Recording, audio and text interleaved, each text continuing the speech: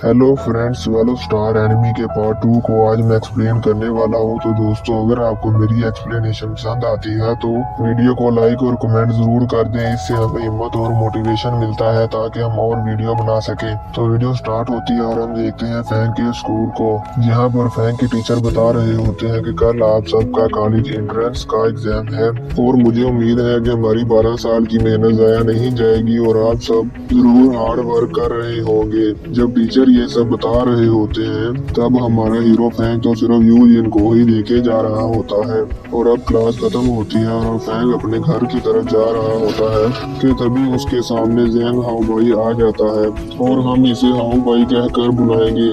जिसके बाद हाउ भाई फैंक को कहता है कि मैंने सुना है कि तुम वॉरियर बनना चाहते हो और मैं भी वॉरियर बनना चाहता हूँ। और फिर फैंक कहता है कि मैं तो चाहता था कि कोई ऐसा हो जिसके साथ मैं ट्रेनिंग करूँ।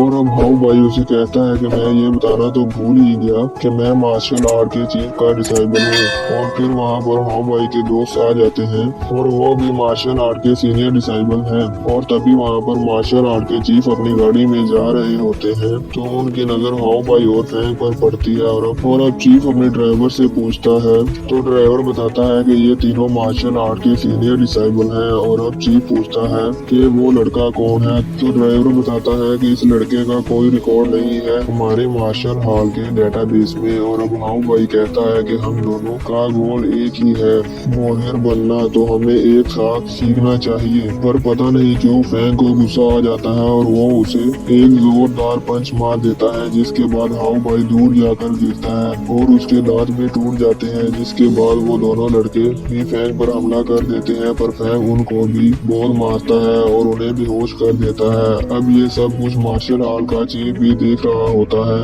और वो बहुत शौक होता है कि इस लड़के ने अकेले ही मार्शल आर्ट के 3 सीनियर डिसाइबल को हरा दिया। अब चीफ वहाँ से चला जाता है और अब व्यू चेंज होता है और हम देखते हैं फैंक के घर को, जहाँ पर फैंक का भाई उसे कहता है कि भाई आज आप लेट घर आए हैं। तो फैंक उसे कहता है मैं किसी वजह से लेट हो गया। और अब फैंक का भाई उसे कहता है कि खाना ठंडा हो गया है। और अब वो कहता है कि भाई आपने मुझसे वादा किया था कि डिनर के बाद सैर पर जाएंगे। जिसके बाद फैंक कहता है कि हम जरूर जाएंगे।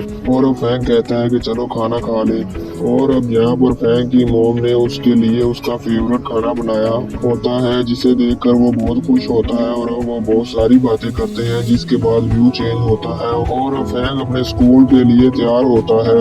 और फैंक अपने स्कूल के लिए जाने लगता है तो रास्ते में एक गैंग के लोग उसे रोक लेते हैं और उसे कहते हैं कि हम तुम्हें नहीं छोड़ेंगे। और अब वो उसे चारों तरफ से घेर लेते हैं और फैंक कहता है कि मेरे पास टाइम पहले ही कम है और मैं स्कूल के लिए लेट हो जाऊंगा। लेकिन वो गैंग के लोग फैंक पर अटैक कर देते हैं और अब फैंक अकेले ही उन गैंग के लोगों से लड़ने लगता है और वो उनको एक एक करके हरा देता है।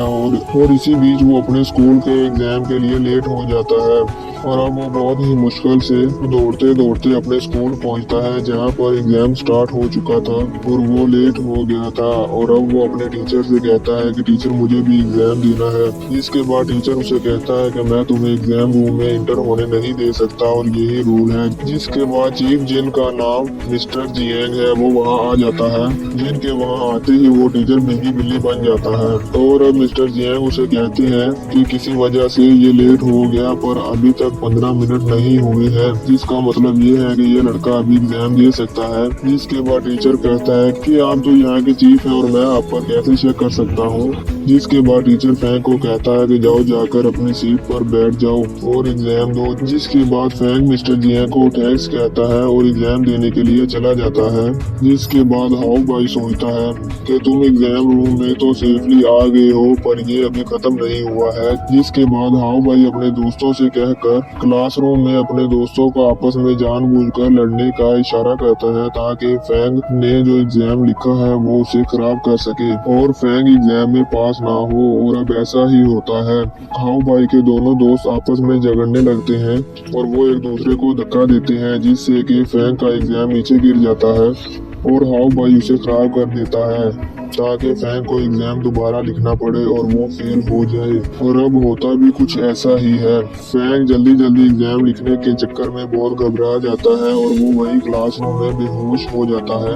और फिर व्यू चेंज होता है और हम देखते हैं हाउ भाई और उसके पापा को और उसके अंकल को। और अब हाउ भाई के पापा उसे कहते हैं कि तुम वॉरियर बनने के एक और कदम नजदीक आ गए हो। जिसके बाद हाउ भाई कहता है कि मेरा मकसद अंकल की तरह इलाइट वॉरियर बनना है। जिसके बाद अंकल कहता है कि अच्छा है, तुम बहुत ऊपर का सोचते हो। जिसके बाद अंकल अपने भाई से कहता है कि अगर हाउ भाई ने कोई वॉरियर एग्जाम पास कर लिया तो हम इसे अपने टाइगर स्क्वायर ट्रूथ में ले लेंगे। जिसके बाद हाउ भाई कहता है कि मैं जरूर ये एग्जाम भी पास कर लूंगा। जिसके बाद व्यू चेंज होता है और हम देखते हैं फैंग को होश आ गया है। और तभी वहाँ पर यू जिन आती है और फैंग को कहती है कि उस दिन मुझे मिरर लगने से बचाने के लिए शुक्रिया। जिसके बाद फैंग उसे कहता है कि कोई बात नहीं। और यू जिन उसे बताती है कि तुम यहाँ पर 3 दिन और 3 रातों से हो। और तभी वहाँ पर हाउ भाई आ जाता है जो फैंग को कहता है कि तुम यहाँ पर काफी दिनों से हो, क्या तुम कुछ खाना चाहोगे? क्या मैं तुम्हारे लिए एप्पल कट कर दूं? फैंग को उस पर बहुत गुस्सा आता है। तो हाउ भाई उसे कहता है कि गुस्सा मत करो, कॉलेज के एग्जाम में फेल होना तो आम बात है। तुम्हारी बॉडी एग्जाम से ज्यादा इम्पोर्टेंट है। एग्जाम तो तुम अगले साल भी दे दोगे। जिसके बाद यू जिन भी कहती है कि हाँ फैंग, तुम्हारी बॉडी एग्जाम से ज्यादा इम्पोर्टेंट है। और अब हाउ भाई उसे एक केला देकर वहाँ से चला जाता है। और अब यू जिन फैंग को बाय बाय करके वहाँ से चली जाती है। जिसके बाद व्यू चेंज होता है और हम देखते हैं कि फैंग कॉलेज के गार्डन में चल रहा होता है।